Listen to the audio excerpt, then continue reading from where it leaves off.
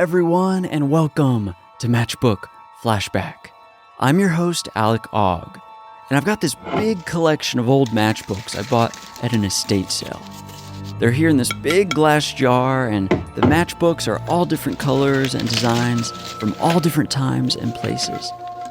But the thing is, when I strike each match, the flame begins to swirl hypnotically, and if you look into the flame, you can see a story unfolding in there, trapped like a memory in the matchbook. Now, before I grab a matchbook today, I wanted to say thank you to my friend Keith. You might know him from his Dogman encounter in Nonconna Creek back in episode 2.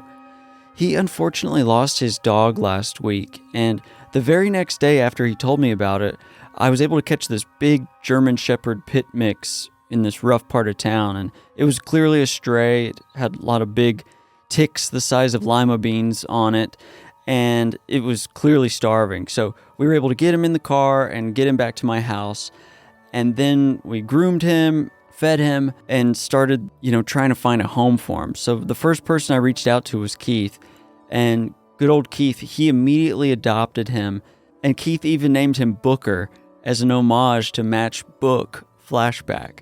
So not only did Keith rescue a lovely pup, but he gave this show a new mascot. So thank you, Keith. There are pictures of Booker and Keith in the show notes if you want to see that. I'd also like to thank one of our younger listeners, Colt Dallas. He's a 4th grader who told me this week that he's listened to every episode of Matchbook Flashback. That made me so happy, so I wanted to give you a shout out too, Colt. Well, now that we've got our announcements out of the way and a new mascot, let's go ahead and grab the jar here. And we're going to reach in and grab a matchbook. Okay, I got one. This is I guess you'd call it raspberry colored matchbook. It appears to be for a bar. It says Rogers Bar on one side. And on the back it has the address on Old US Highway 2, or Old 2 Road as the locals might call it, in Watersmeet, Michigan. Down here at the bottom it says trademark 1999, so it's a 90s matchbook.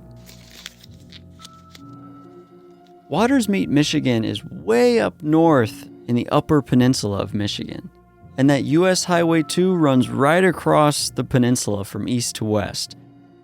They built the original highway in 1926, and back then this guy Grandpa Jack Rogers, he had an illegal speakeasy in Watersmeet called the Red Onion, but he got arrested for having moonshine, wine, and liquor in 1927, and they shut that one down, because, booze was illegal. So then when Prohibition ended, he opened up Rogers Bar in 1939, right on the hustlin' and bustlin' US Highway 2. But then in 1965, the state wanted to make the highway straighter in certain parts, so they built a new US Highway 2, just south of the old one, and gave the old highway to the locals to use as just a road. So now Old Rogers Bar, which is still family owned and running, sits on an empty highway. A highway so old and empty that even kids can play on it. But that's enough about the old US Highway 2. Let's go ahead and light one of these matches from the Rogers Bar matchbook and see if there's a story inside. Now when I light this match, I need you to look deeply into the flame, because that's where the story will be. Look deeply into the flame.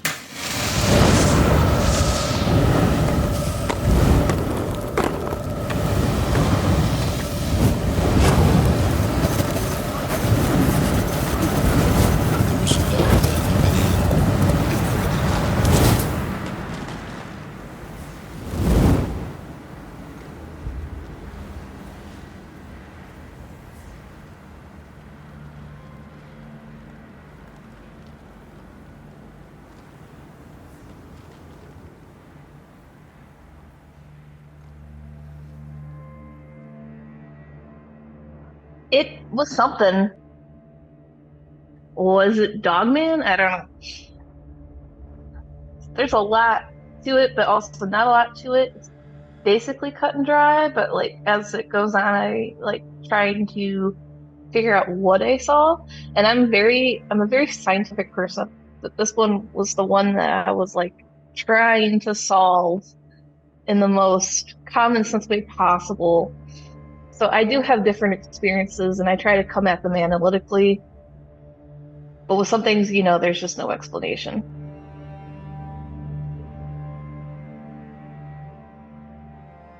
Basically, I had to do the math because I'm not good at math, but I was 13 for sure because I had just gotten rollerblades and that's how I remember. I was very excited to have rollerblades. I got them for Christmas. I waited all winter for the snow to disappear. And then finally it went away and I was ready to go ride them around. Well, my dad unfortunately he passed away, but they had a little bit of property up in Watersmeet, Michigan, which is more close to the Wisconsin border. If you know Ironwood, Paulding, all that area. And this property was situated on Old 2 Road, which was the Old 2 highway up there before they changed it. So it was all cemented through the woods. A lot of it's a straightaway through there. People go down in there and hunt. And that's what my dad basically did was he had property up there and him and his best friend slash our neighbor growing up would go up there and do bear hunting and all kinds of hunting. And they would get paid to take people up there and hunt. And then we had a couple of campers up on that property as well. So he would make us go. But I think I was 13. So my brothers were 15 and 17. And they didn't want to go up and camp. They wanted to go work and do their own thing. So it was just me and my parents. And they liked to go off down to like Rogers Bar and all that up there and hang out with people. So I know it was in June it had to be 1999. June or July. I know I was out of school. Summer was there. My dad wanted to go camping up for a week. So we were there and I know I was looking for raspberries, blueberries, anything I could find. I know it was too early in the season for that, but if you got lucky, you could find something. And I had found some kind of berries, I think raspberries, and then realized something was eaten off of them. And my dad's a big bear hunter. He's a big hunter in general. And so I've learned like bears will eat, they eat berries. And you can tell when an animal has been eating off of those. They'll like chew off the branches and all that. So when I was over there eating them, I kind of noticed something had been there, ripping at the branches and all that. Because bears don't care. They're not going to sit there and pick them one at a time, They're going to tear the bush off and all that. But I had seen that. It wasn't fresh, but I just kind of had a feeling that something was there eating it or was either in the area or coming upon the area or just like a sixth sense of some sort. Like I need to stop and go. Like I think I'm in danger. It's something you really can't explain, but like there's something in our lizard brains. We all have it. When you feel like you're in danger, it's the spidey sense. There was a feeling that went with the observation about the raspberries. Yeah, just something was here and it's coming back around. Like something has been here in the past hour and could be back again. So like just go. And that's kind of like also my dad had taught us that kind of stuff too, like be observant. You're out in the woods. This is their woods. Black bears predominantly, which black bears you can scare off, but I'm a little kid. I'm not going to scare off, Right. I'm not going to be able to scare off a bear. And they've actually had been chased by a bear in their car on that same road. So especially when they've got babies and all that, you never know what you're going to come upon. in those woods. So I rushed back to the camper and sat in there for a little while and then realized I had my rollerblades with me. And I was like, oh, yeah, I'm going to go rollerblade up and down this road because nobody ever hardly comes down that road. It's in the middle of nowhere and it's not used much anymore unless you need to go that way.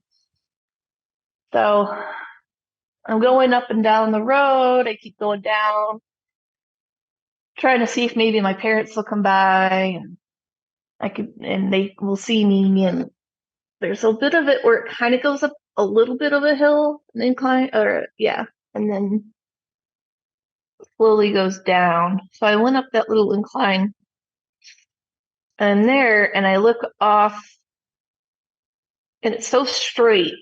So you can see like a good distance down and it's all shaded with the trees because the trees come right up to the road line there. And I see what I think is at first a dog. And I'm like, oh, okay. But then I notice it looks too primal, for a dog. You can tell right away, like looking at a face of an animal, dogs have a very different face from a coyote, which have a very different face from a wolf. And I'm looking at it and I'm realizing like it's super duper big. Like it must be a coyote, but I'm a stupid little 13-year-old at the time. So I don't know, like I'm assuming it's a coyote. But I'm realizing this thing is really, really big. And I had never before seen a wolf in my life up there. And wolves at that time up in the Upper Peninsula of Michigan were not, I don't think were there at the time until they started introducing them back. I don't know when they started introducing them back in the area, but I know they've gotten more prominent in the area in the last decade. So I just chalked it up to being like a really, really big coyote. But then I started noticing, okay, the coat, it's a little different. I don't know what this is. So I kind of laid myself flat on the ground on the cement, or not on the ground, of the road, to just kind of lay there so it wouldn't see me and I could watch it. And I watched it come up to the road and it's just kind of like sniffing the air and just doing like normal things. And then I watch it, this the crazy part. I watch it stand up on its legs like a person would, or like kind of like, how sometimes animals will get up on their hind legs and kind of like sniff the air and stuff, maybe like a rabbit or something like that. I don't know. That was the strangest part. I'd never seen a dog do this because we've had hunting dogs, over 30 hunting dogs in my life. I've been around dogs. Sometimes, I mean, like maybe like the smaller breeds will sometimes get on their hind backs and kind of do stuff like that. But I've never seen a large animal or large dog, canine, get up on its back legs like that, let alone stay up in that position, walk across the road like a person would, kept sniffing the air, and then got back down on its front legs again, and then went onto the other side into the woods on the other side. It had happened so fast, kind of like just like observing an animal crossing this road, like you would a deer.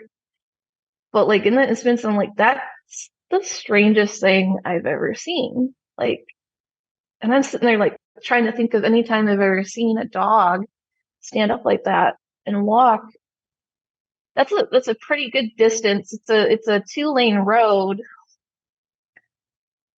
So to think about like a dog standing up on its hind legs like that, or a wolf or a coyote, and walk across that distance of the length of the 2-lane road across into the other side of the woods, I don't think that's ever been experienced in the wild before. I don't know any, and that's where this comes in. Is I was kind of like, okay, and I got really weirded out, and the fact that once it was like that, it had to be at least 6 feet tall. And that's when I realized the full size of this animal was I was 13. I'm 5'10" now, but at 13 I was pudgy and short and I didn't hit puberty yet. So it definitely did tower over me, and it was definitely taller than my dad at 6 feet. And that's where I just got the weirdest feeling in my life. And I was like, I think I should just head back to the camper now because I don't want this to see me. I don't know. Rollerbladed back to the camper and just kind of sat there and thought to myself after seeing that, like, what is that? I've never seen that. I've never seen any dog do that before in my life. And then my parents show up to the our little campground there, and I'm just kind of sitting there, and I'm like, casually ask my dad, I'm like, have you ever seen a dog just walk on its feet? And he's making fun of me. Oh, I'm sure I've seen, and I just kind of play it off lightly. And then after that, I just completely forgot about any of that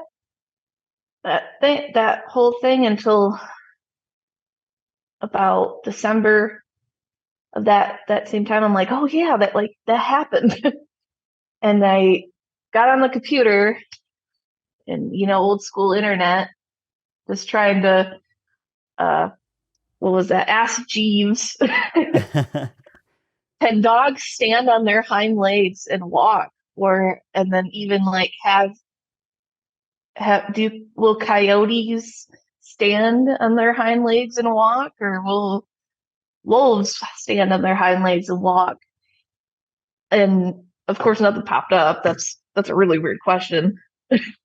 Which that whole thing kind of made me want to get into biology, was because I was so fascinated with that. I'm fascinated with animals in general. I fortunately didn't get the opportunity to explore that field, but I definitely wanted to see if maybe that could be something observed. Because I forgot his name, but I have his books. His name is McIntyre. Rick McIntyre, and he is the guy that and this is why I'm like fascinated with wolves now. He's the guy that worked at Yellowstone and observed the wolves there, and has 3 whole books about observing the wolf packs in Yellowstone National Park. I have all his books, really fascinating stuff, just observing how they are. Focused mostly on this one wolf pack with Wolf 302. It was one of the most successful wolf packs in the park. And so I'm like, well, maybe something there will pop up. They'll say, oh yeah, sometimes wolves, they'll just like get on their hind backs and walk a little bit of a distance or something if they smell something they're really into. Unfortunately, nothing like that was in there. And I'd be too afraid to even ask him such a question. So I know he was doing a book reading and signing, and I wanted to go and ask, but honestly, I'd feel like I don't want to embarrass myself asking that question. Right. So after I did all that, asked Jeeves and Yahoo search and all that, couldn't find anything. I don't think Google was really a thing at 99, 2000 at the time. I just kind of completely forgot about all this. With life, I had getting into 8th grade and then high school and all that, and just living my life. And then the summer before my senior year of high school, I have a friend who comes up and she's like, hey, I'm going to my family's campground up in Paradise, Michigan. Do you want to go with me for a week and hang out? And I'm like, well, heck yeah, I do. Go up there, really beautiful spot.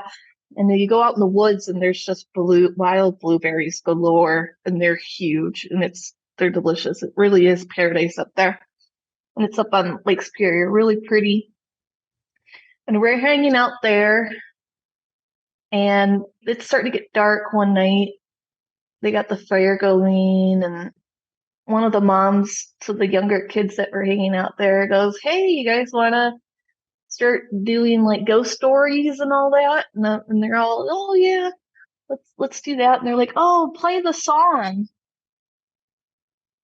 legend song. And they're like, and the mom goes, okay, yeah, we'll start out with that. And I'm like, the legend song, sure. So they throw on this CD, and the song starts up, and this guy's singing about the legend of the Dogman, the Michigan Dogman.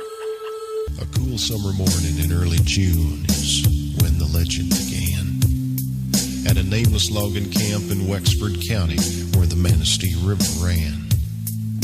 11 lumberjacks near the Garland Swamp found an animal they thought was a dog. In a playful mood, they chased it around till it ran inside a hollow log. A logger named Johnson grabbed him a stick, poked around inside. Then the thing let out an unearthly scream and came out and stood upright.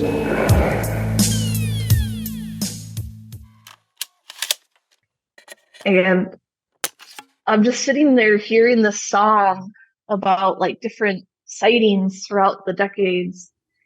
And I'm like, holy shit. There's no way. Like somebody else has seen this. Someone's wrote a whole song about it.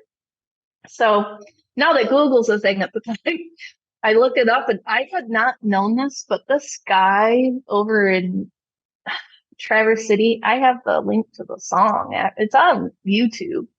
The Legend of the Michigan Dogman. It's on there.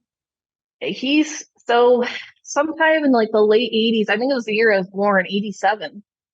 He, for April Fools on this radio station in Traverse City, wrote this whole song about a dog man. And people have seen it, and they were going to trick everybody on this radio station into believing the story. So it was a whole completely made up thing for him. And he writes like this 2-minute song, and they put it out. And the rest of that day, I guess they got phone calls from all over saying, I've seen this. I have seen this thing. They've got people going crazy all about it, and they had to put out a whole thing saying, yeah, we just made this up. We didn't know this was actually a thing people have seen. And I guess for years they had played it on the radio, and then they did it for Halloween. And I had never heard of it. I guess it was on a country station out there. I'm not a big country person. Sorry. I know you're down in Tennessee, but I'm more of like a System of a Down, metal, rock. And now I'm into like synthwave, that goth music, all that. But so hey, I was rocking the System of a Down back in the 2000s. Don't worry. Oh man! And then the even coolest part is we were supposed to see Serj Tankian play because he put out that solo album in the early 2010s, and they canceled the concert. And we're like, oh. And then we get an email, and they're like, hey, Serj is actually going to come in with the whole band. So if you want to not get your stuff refunded and get your ticket transferred over that, you can. And my husband and I got so excited. We're like, the whole freaking, of course we'd go see that. We did. Oh my God, it was so good. Oh, probably cool. One of the top 5 concerts. Yeah, he was so good. And then it was in Chula Vista, California. That's where we were living for the last 16 years. And then we just moved here to New York in December, just last December. But yeah, he had this like rock band from Mexico come up and open for him. Yeah, it was really cool. They were really good. That's so cool. But, side tangent. Last year I read Rick Rubin's book, The Creative Act, and he was their producer for those early albums. And stop me if you've heard this, but in the book he just talks about how he's worked with all these artists and how there's kind of creative solutions inside of everything, and how when they were recording, I think it was Chop Suey, I forget the name of that song, they were stuck on the bridge and they couldn't really figure out the bridge of the song. And so he said, like, go up to this bookshelf, pick up a book, drop it on the ground, and whatever passage you see first, that should be just the lyrics to the bridge.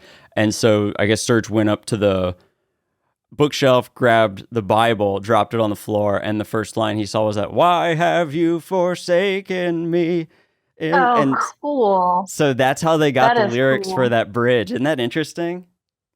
That is awesome. Yeah, I thought that was so cool. if you're a reader, the creative act, Awesome. I loved that book. It's like one of my new faves. If you're into just the creative process and stuff like that. Yes, I literally just added that to my Amazon list. So Yeah, it's like as you were saying, I'm like, I gotta read this. it Oh, the hopped to book the cover is top of really cool my. too. What's that? The book cover is really cool too. It's so simple. It's really simple, yeah. And he he's worked with so many artists, but he wanted the book to be really timeless. So he doesn't belabor it with like dropping a lot of band names or musicians' names. He kind of just talks about them somewhat anonymously, which is nice because you're able to kind of connect with it deeper. Like if you don't know the artist or connect with the artist, you can still relate to everything he's saying. And he said he wanted it to make as much sense 100 years from now as it does today. So he didn't labor it down with a bunch of references. So it's really good. Yeah, that's really cool. Yeah, I'm gonna have to read that. Thank you so much. Of course. Yeah. Sorry for the So anyway, tangent. You were talking about the song and you were at that campfire. I don't yeah, know if there was more details to finish out your original story. I was up all night after that. And then I basically, after I heard that song, I researched him and where that song came from. And then from there, I was like, researched more into the Dogman. I did not know it was an actual thing. And so beyond that, yeah, I was just learning more about it. And then you find out like Coast to Coast AM, they have a lady on there that talks about Dogman sightings. I forgot her name. Linda, I think I had actually contacted because she had a whole story where they had a house in the woods and they were out there and it was a really quiet night, really foggy, and they came out. They said a whole pack of them came out of the woods and were just watching them. And when they looked through the windows, they got so scared they went into the house. But this pack of dogmen were watching them, and they did observe that one of them was carrying a baby on its back. To the listener, Casey and I were able to track down that broadcast from October 21st, 2011 on Coast to Coast AM. And this segment features Linda Godfrey.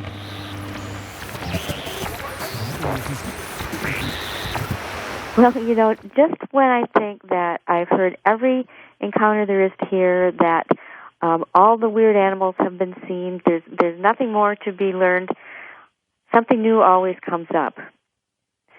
And I have had a really interesting report that I've been working with the people on. It happened in Maine, not Wisconsin, not Michigan. This is something that I keep trying to emphasize, is that these encounters and sightings go on all over the United States and other countries. But this was, I think, my first one that I've had from Maine. And it came from a middle-aged couple, professional people, both of them, who were renting a very nice, lovely farmhouse in the country near a small town in Maine. Okay. And they had the habit of sitting out on their front porch and drinking coffee late at night. And they had a little pond on the property, and a lot of deer used to come through there. And so they kept a floodlight with them, and every once in a while they'd shine it on the yard to see if there were any deer there. And they were doing this, it was actually Labor Day weekend, just a couple of years ago, and it was foggy, so they didn't have a very good view of the yard, but they were sitting there drinking their coffee, and all of a sudden the husband got the sense that something was wrong, and he told his wife to go in the house, and instead of going in the house, she also felt something was wrong, and she shined that big floodlight onto the yard. And there, coming at them, barely 20 feet away from them in the yard, were three upright, wolf-like creatures on their hind legs, advancing stealthily toward them, their eyes lit up, blazing brilliantly from the flashlight. Now, wait a minute. You said on their hind legs, like walking like a human? Yeah. All right. Well, not exactly like a human, because canines walk on their toe pads. Okay. Whereas humans walk flat-footed. But they were walking upright, just a little bit hunched over at the neck, which is the usual description because canines aren't conformed to walk, really fully erect. And so people usually will say that. And these were no exception. They had pointed ears, canine-like muzzles, a little different looking than some of the descriptions because there were some additional details such as that the eyes were set kind of far apart and there was a wider bridge between of the muzzle, the upper muzzle, than is usually described. They had a very close and good look at them. Well, they're out there, and the man has guns, but they're locked in his garage, and he would have to go past the creatures to get them. So they were kind of frozen in position, and when the floodlights hit these three animals, they kind of sidled off toward the side of the house, and then two more came into view. There were a total of 5 of these creatures, and the man and the wife realized that they were at least 7 feet tall because they passed in front of a shed door that they knew the height of, so they had something to compare it to. Sure. So you've got 5 7-foot dogmen. And they had never heard of dogmen. Maine is not known for werewolf sightings or anything like that. They just had no clue what they were even looking at except that things were stalking them in the dark and in the fog. So they went in the house, and they went up to their second-story bedroom where their teenage daughter was sleeping and looked out the window, and all 5 of them were down below looking up at them. And they were able to shine their flashlight. They tried taking pictures, but nothing showed up because they were too far away in the dark. The flash didn't work, at that distance. They called 911. 911 told them to call a game warden, so they found a game warden, called him up. He said, just stay in your house and lock the doors. Well, they had already had a good enough look at the musculature of these creatures to know that they could probably enter the house if they wanted to by force. So that wasn't very consoling. Needless to say, they did not get much sleep that night. The creatures were gone by morning. They did find footprints, but they were just too unglued to really even, record them. People who have first-time encounters with this type of creature, just imagine it. You have no idea that anything like this exists, and then you're stalked all night long by these creatures. They've drawn separate witness sketches for me, the wife and the husband, and they match up very well. They drew diagrams of the yard. I've been able to research and confirm all the details of the environment via Google Earth and other things. I've checked them out personally. They check out. What do you think these creatures are, Linda? Well, I think that they are the same things people are seeing in Wisconsin, Michigan, California, and other states. The Dogman. The Dogman. They are upright dog or wolf-like creatures.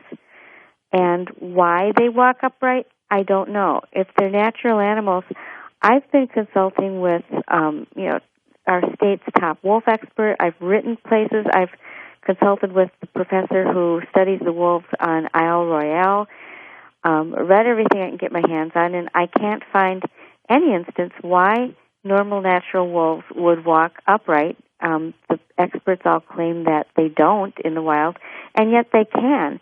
And these weren't really doing anything other than the strange stalking behavior and the walking upright.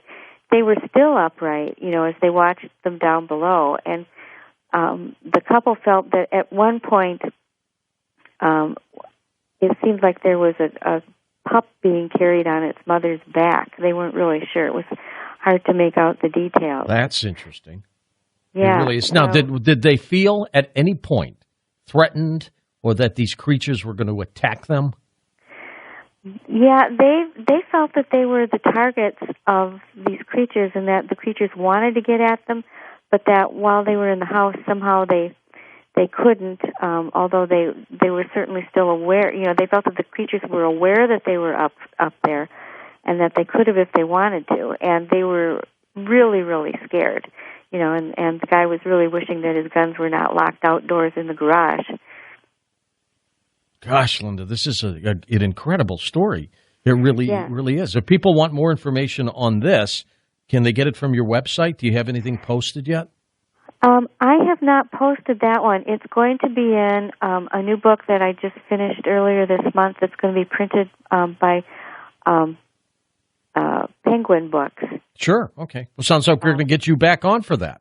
Yes, definitely. It'll be this coming summer when they have that out. It's called Real Wolfmen, True Encounters in Modern America, and it has quite a bit of astonishing new material.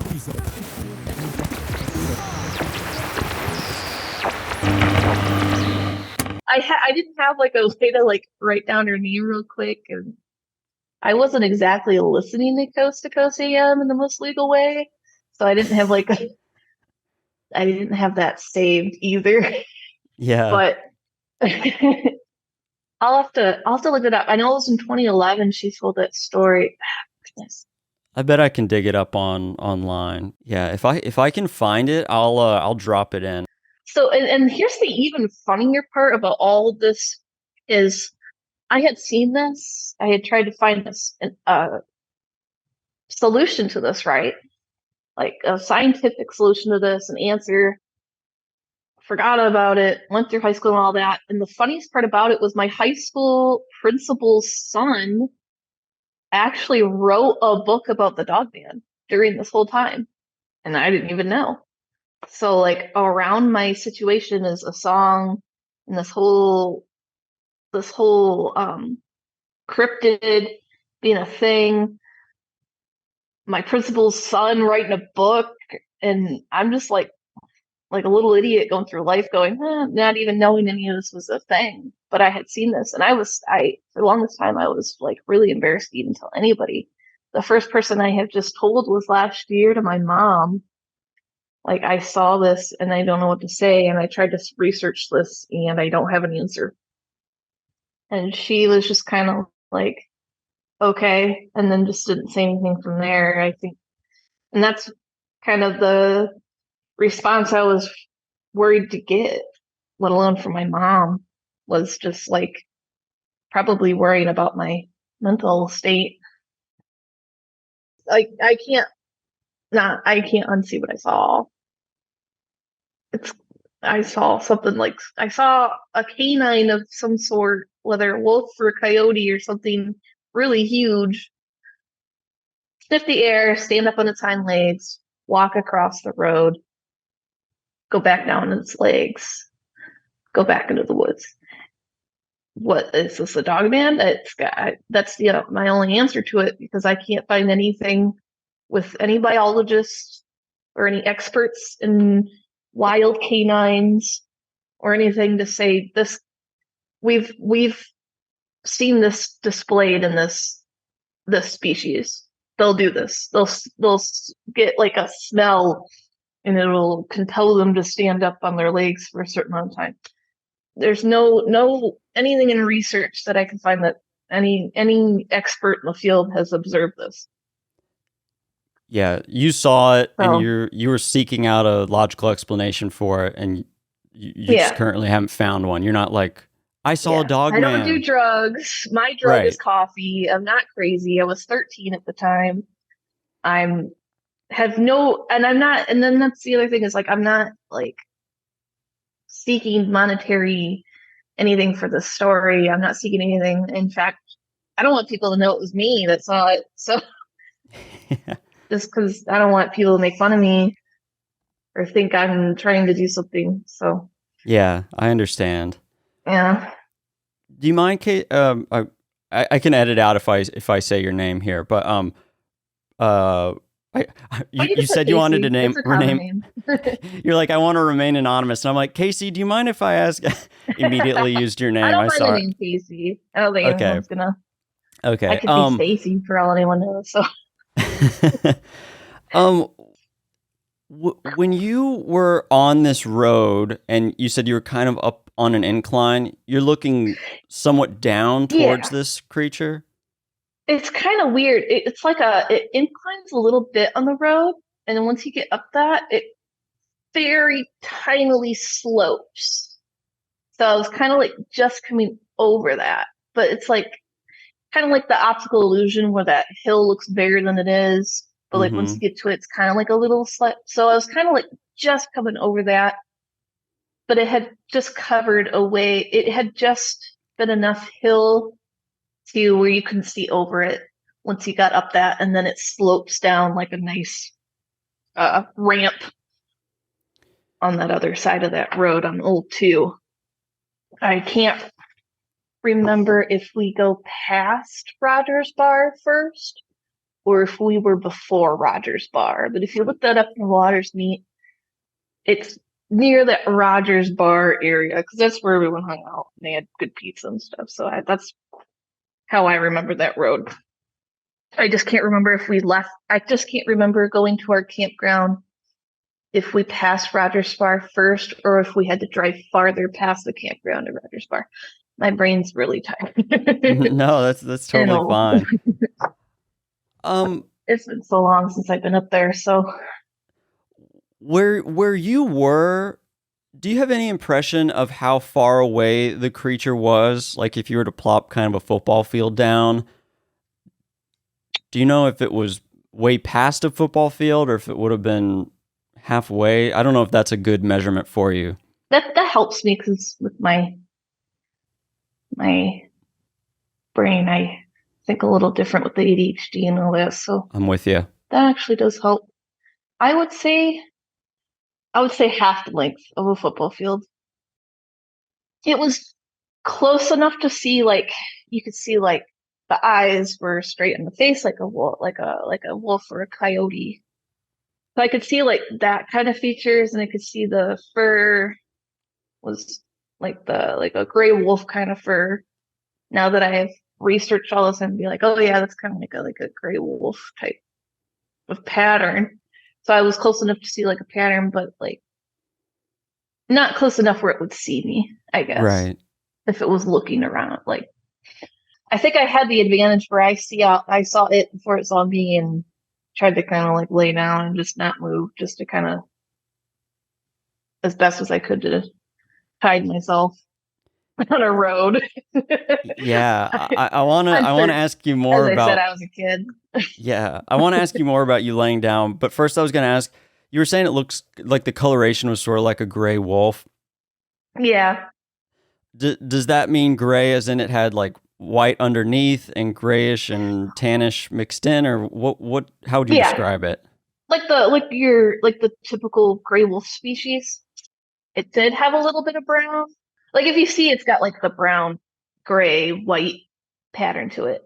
I know some of them can be black, but this was not black. Okay. This had no black. It was the gray.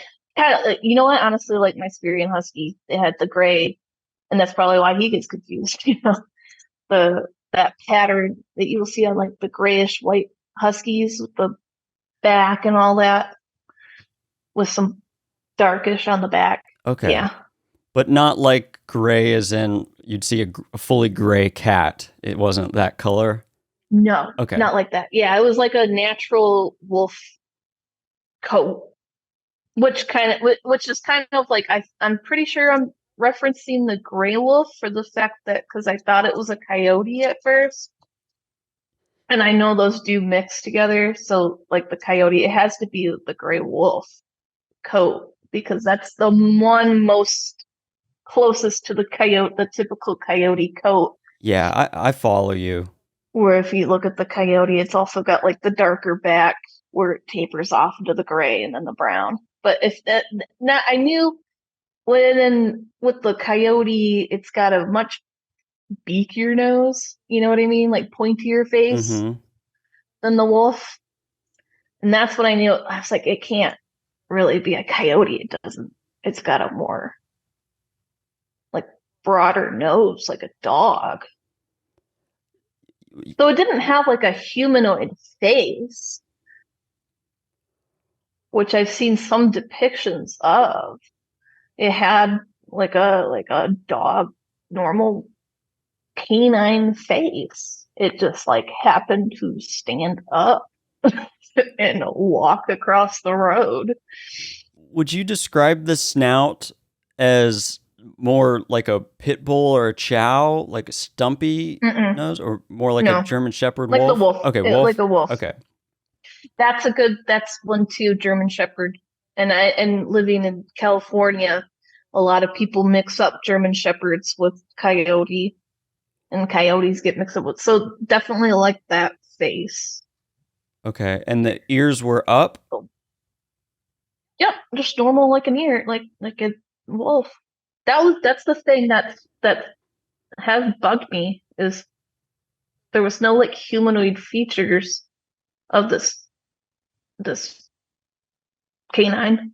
They had no eyes like a human. I've seen some depictions online of it with a humanoid build, but this was like I don't think I was that close to see like a humanoid build if it did, but from what I saw, it was shaped like a canine, a wolf, a coyote, a dog. It just happened to be really freaking big. Like, I'm trying not to swear. No, you can swear. It doesn't matter. It was really fucking big. And then when I saw it stand up, I was like, I knew for a fact it was taller than my dad, and my dad was 6 foot. Do you think if a VW bug drove past it, it would be about the size of a VW bug? Or was it smaller than that? As for like being on all fours, I would say its back would be almost hitting the top of that. Like the beetle, like the round thing. Yeah. Round one. Yeah. It would almost be hitting that. Okay. It was pretty big. Did you get any impression of its eyes other than the position? Nope, just normal eye, like a wolf's eyes or a coyote's eyes. Just normal canine eyes. Nothing, as I said, nothing indicate this was anything humanoid other than it standing up on its legs. That's what I said was eating at me was I see these other depictions and I'm like, that's not really what I saw. Yeah, yours was fully a big wolf that was just on its hind legs. Yeah. Okay. So it had paws, not hands, as far as you could tell? I don't think I paid attention to that much once it stood up. I think I didn't really pay attention to it. Did the arm position when it stood up, did its arms hang just sort of like little T-Rex arms like a dog? I guess like they did kind of swing like an ape. That's the only thing I could say was humanoid about it is how a person walks when their arms just kind of move naturally back and forth. Not as much as like a human would, but they just did kind of like slightly move like that. I didn't really see much not like a T-Rex at all, no.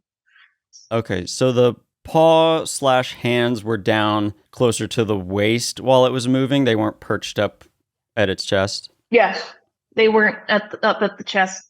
They were down because pushed off the ground, sniffing the air, pushed itself off the ground, stood, walked across the roads, kind of like sniffing the air and looking around, went down, sniffed the air, went into the woods.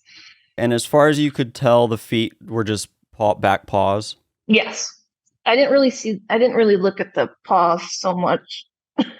But from what I saw, they were shaped like the back legs, how they're shaped on a canine. They were shaped like that. They weren't humanoid. You mentioned having the weirdest feeling in your life and laying down there on the concrete. How would you describe what you were feeling? I didn't really have that weird feeling. The weird feeling was with the raspberries. I didn't really get a weird feeling with this. I was more like just wanting to watch and see what an animal would do. Just coming across it in the wild. At that specific moment, I didn't have like a weird feeling. The weird feeling kind of came when I saw it stand up and was like, that's not normal. I don't think that's normal. Did you feel any intense fear throughout that encounter where it stood up? I couldn't move. Fear, yeah, because of the size. So fear, once it stood up, yeah. Frozen, yeah. Bewildered, very. It's kind of like a what the fuck kind of moment. Like, holy shit, I'm in danger. I'm in danger, girl. Lay down.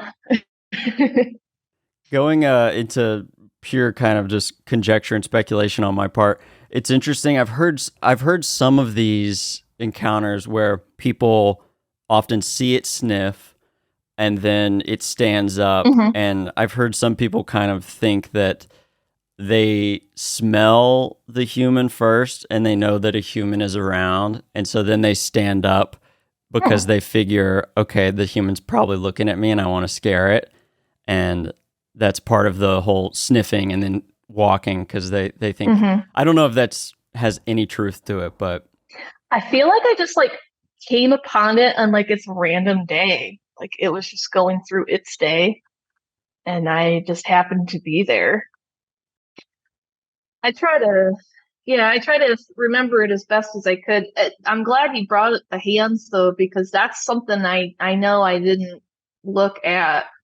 Like I wish now that I had, as I didn't really look at the paws and how they were, whether they were more like human or hand or like humanoid feet. I didn't see that. I was just so busy seeing how tall this thing was that just kind of shocked me, and just like observing this thing walking like you and I. Yeah. There's only so much info your brain can take in, and I feel like a lot of people latch on to it, a certain couple details that they really fixated on in these brief encounters. So it's totally normal to not fully. I think that's where I'm kind of scared now, because if people do question me about, like, I tell someone about this and they do question me, I'm hoping they don't hold that against me, that I didn't look at the hands and all that. No. Because it's like laying out a deck of cards for somebody and then turning them over and asking what they were.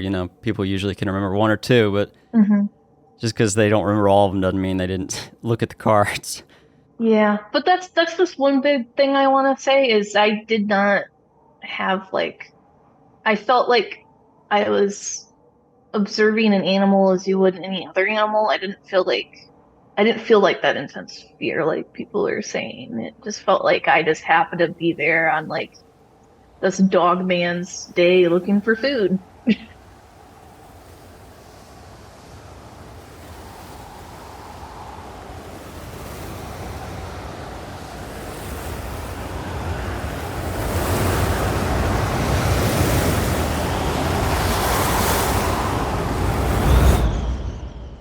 Well, as you can see, the match has gone out. And as the smoke clears, I still feel like I can smell some of that good pizza coming from Roger's Bar there on the Old 2 Road. I want to get some pizza. But I hope you enjoyed that Upper Peninsula Michigan Dogman encounter as much as I did. And if you liked it, share the love. The best way to support this show is to text a link of this episode to someone who you think might enjoy it too. Another easy way to support Matchbook Flashback is to give us a 5-star rating wherever you're listening. It just takes one click and it really helps us out. And if you're on YouTube, go ahead and subscribe. By the way, if you or someone you know has had an unusual experience, shoot me an email. My email is alec@parasaur.co. And before we go, I wanted to acknowledge that Linda Godfrey, the author from that Coast to Coast AM clip we played in the show, she passed away in 2022. And ever since she first reported on the Beast of Bray Road back in 1991, she's been the #1 reporter of witness accounts of this Dogman phenomenon. So I have 2 links in the show notes for her. One is a donation link to the Michael J. Fox Foundation for Parkinson's. She asked that people donate to that charity in lieu of flowers for her funeral. The other link is to the book she was promoting on that Coast to Coast AM episode. It's called Real Wolfmen: True Encounters in Modern America. But that's it from me. I can't thank you enough for being here, and I hope you come back next week, because I have another match to light.